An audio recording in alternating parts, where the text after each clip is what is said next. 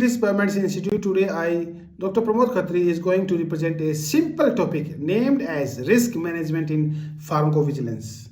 So as per the FDA risk management, basically it is a risk assessment or a risk minimization criteria or a form.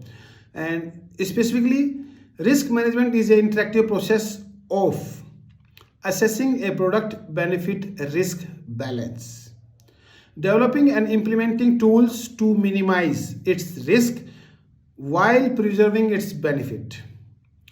They can be an evaluating tool effectiveness and reassessing the benefit risk balance and making adjustment as appropriate to the risk minimization tool to further improve the risk benefit ratio. This four-part process should be continuous throughout the product life cycles, with the result of risk assessment informing the sponsor's decision regarding risk minimization. So the risk assessment can be based upon your identification, estimation and evaluation. So under your identification, basically we have to define and describe the signal. And for estimations, we have to identify the likelihood or the consequences of that adverse event. And for evaluation, we have to check the acceptability of risk in a common population. So under your risk management, basically in the identification, we have to identify the medications in questions which could be mistaken by the sweet by young population.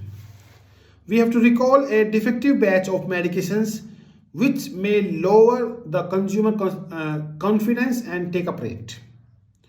Under the estimations, basically, there are medium chances which can lead to severe health problems or death. And again, there can be a higher chance that public and media criticism can increase.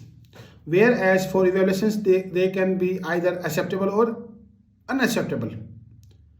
And under the planning, basically product need to be redesigned to prevent the plausibility, or we can take a priority actions to sensitivity withdrawal product whilst reassuring honestly and openly.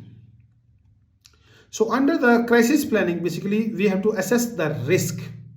We have to produce a plan, define roles and responsibility, appoint crisis management plan, organize contact and organization chart, promote, plan and conduct training, promote crisis ready culture, and test, review and practice. So under your crisis communication, basically who matters and how they will be contacted, like your manufacturer, your politicians, health professionals, pharmacist, academician, patient, stakeholder, stock market, senior executive, expert, media and regulators. So basically under the crisis communication, there can be a capturing of information related to the risk assessment, and it can produce plan to address risk, or it can promote crisis ready culture, which will be published, and a plan can be made, and a training will be conducted for the common population, and then we can test, review and practice. We have to make sure that it is accurate and simplicity is available while capturing the information pertaining to the adverse event, and the statistics, they are well defined. Context of information is up to date. Comments from highest authority is available. Both sides of issue are discussed, and at last speed evaluation is important. Continuing public information and education, basically no drug is 100% safe.